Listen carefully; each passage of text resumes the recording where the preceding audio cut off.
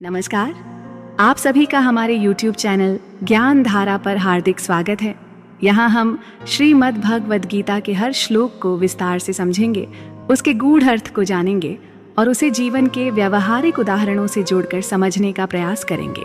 तो आइए आज के श्लोक से शुरुआत करते हैं। पश्यतां पांडुपुत्राणामाचार्य महत्तीं चमूं व्यूढ़ां द्रुपदपुत्रेण तव शिष्येण धीमता।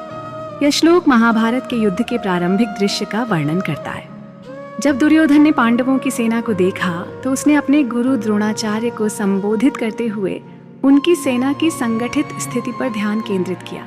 वह कहता है, आचार्य, देखिए पांडवों की इस विशाल सेना को, जिसे आपके बुद्धिमान शिष्य द्रुपद के पुत्र धृष्टद्युम्न ने व्यवस्थित किया है। यह श्लोक हमें बताता है कि जब कोई व्यक्ति कठिनाई या चुनौती का सामना करता है तो सबसे पहले वह अपने प्रतिद्वंद्वी की ताकत और योजना को समझने की कोशिश करता है। आप इस श्लोक को गहराई से समझें। इसके लिए चलिए इसे एक छात्र के उदाहरण से समझते हैं। आशीष एक मेहनती छात्र था जो बोर्ड परीक्षा की तैयारी कर रहा था। उसे अपने विषयों का अच्छा ज्ञान था, लेकिन परीक्षा के करीब आते आते उसे चिंता होने लगी। उसकी कक्षा के कई साथी टॉपर्स थे और वे परीक्षा के लिए अधिक तैयार और आत्मविश्वासी दिख रहे थे। जब भी वह उनकी पढ़ाई की बातें सुनता, उसे लगता कि उसकी तैयारी उनके मुकाबले कमज़ोर है। एक दिन उसने अपने शिक्षक से अपनी चिंता साझा की।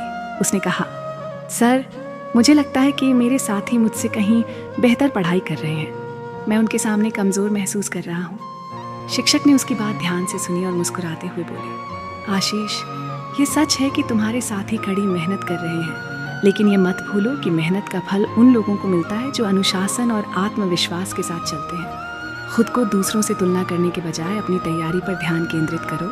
क्या तुमने अपने समय का सही उपयोग किया है? क्या तुम्हारी पढ़ाई संगठित है? आशीष ने अपनी तैयारियों की समीक्षा की और महसूस किया कि उसकी पढ़ाई बिखरी हुई थी। उसने हर विषय के लिए एक टाइम टेबल बनाया, महत्वपूर्ण विषयों पर ध्यान केंद्रित किया और नियमित रूप से रिवीजन शुरू किया। वह अपने शिक्षक के पास हर हफ्ते अपनी प्रगति दिखाने लगा।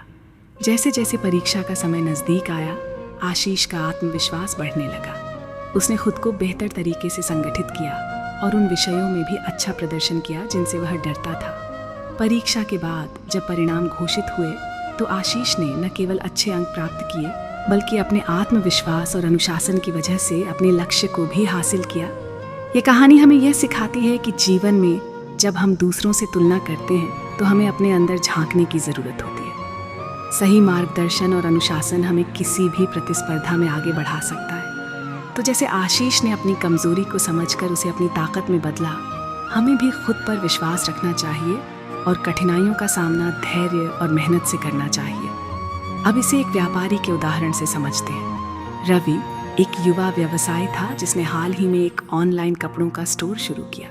शुरुआती दिनों में उसका व्यवसाय ठीक चला, लेकिन धीरे धीरे उसने देखा कि उसके प्रतिद्वंद्वी अधिक ग्राहक आकर्षित कर रहे हैं। उनका डिज़ाइन बेहतर था और वे अधिक छूट और ऑफर दे रहे थे। ये देखकर रवि चिंतित हो गया और उसे लगा कि उसका व्यवसाय लंबे समय तक टिक नहीं पाएगा। रवि ने इस समस्या को हल करने के लिए अपने बिजनेस मेंटर से सलाह ली। उसने कहा, सर, मैं अपने प्रतिद्वंद्वियों का सामना नहीं कर पा रहा। वे मुझसे आगे हैं और मैं समझ नहीं पा रहा कि क्या करना चाहिए। मेंटर ने मुस्कुराते हुए कहा, रवि, किसी भी व्यवसाय में प्रतिस्पर्धा होना सामान्य है, लेकिन इसे अपनी कमजोरी मत समझो, बल्कि इसे अपनी ताकत बनाओ।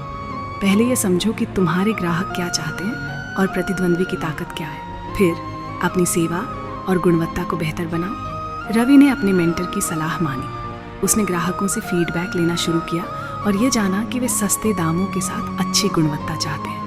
उसने अपनी वेबसाइट को बेहतर बनाया, नई मार्केटिंग रणनीतियां अपनाई और विशेष ऑफर शुरू किए। कुछ ही महीनों में रवि के व्यवसाय में न केवल स्थिरता आई, बल्कि उसने अपने प्रतिद्वंद्वियों को पीछे छोड़ दिया। ये कहानी हमें यह सिखाती है कि कठिनाइयों से घबराने के बजाय उनका गहराई से विश्लेषण करना चाहिए। सही मार्गदर्शन और रणनीति अपनाकर हम किसी भी चुनौती का समाधान निकाल सकते हैं। तो जैसे रवि ने अपनी समस्या को समझकर उसे अवसर में बदला, हमें भी हर मुश्किल में सीखने और सुधारने का प्रयास करना चाहिए। तो मित्रों, यह श्लोक हमें यह सिखाता है कि जीवन में हर चुनौती एक अवसर है।